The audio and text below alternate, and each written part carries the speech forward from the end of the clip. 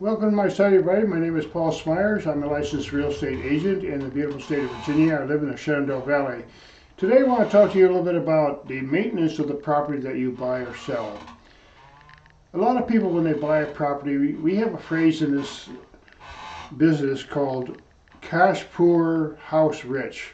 And what it means is sometimes people buy a house or a property and they just kind of spend all the money and they don't leave a reserve for the maintenance and the upkeep of the property that they're buying. And sometimes that creates a real problem because we see in this business houses that get run down slowly but surely, and that's your private investment. That's one of the biggest investments that you have in your life. And if you let it slide down and decay, it can create a real problem for you because you don't have the equity and the value in the house that you really need. And when you go to sell it, it may cost a lot more and it may take a lot more time to sell the house. So I suggest when people buy a house, they look carefully at the maintenance that's going to be needed to maintain that house. And I've covered some of these elements in other videos that I've made. You got the trees, you got the foundation, you got the landscaping, and so on. Basically, you have to kind of leave a little margin in your budget to cover some of these things, and it's hard to determine exactly what that is because we're just talking about the general concept here, because each house is particularly different. And some of these houses that I've seen, they can cost a lot of money just to maintain. The bigger the house, the more problems that you're likely going to have. So when you buy a house, think carefully about that angle of it and go around the property, look on the ground, look all around the area. If there's trees that might need to be taken care of, there might be some other problems that happen.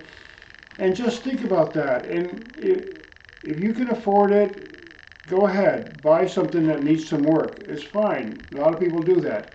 But just consider what may happen because things decay slowly, and especially if you buy an older house, it already may have a lot of decay. Now, you can buy an older house that has already been very well maintained and in excellent condition.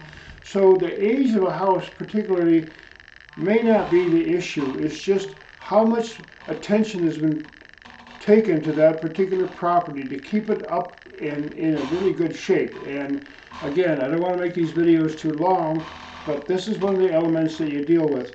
Think carefully when you buy a property. Don't have the equity or the margin between your mortgage payment and the actual cost of maintaining the house to be large, because if you have a mortgage that's say $900 but you have $300 or $400 guaranteed of maintenance over the years to just take care of it and basically keep it up, if your mortgage payment is just maxed out the percentage of your income, you're not going to be able to do that maintenance. And especially, you might buy a new home and it's perfect when you buy it, but years go by and little things happen.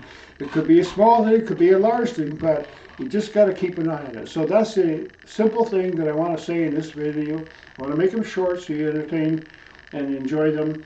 And I love to hear comments from people and like and share. I watch a lot of other people's content and I am a subscriber to many other people.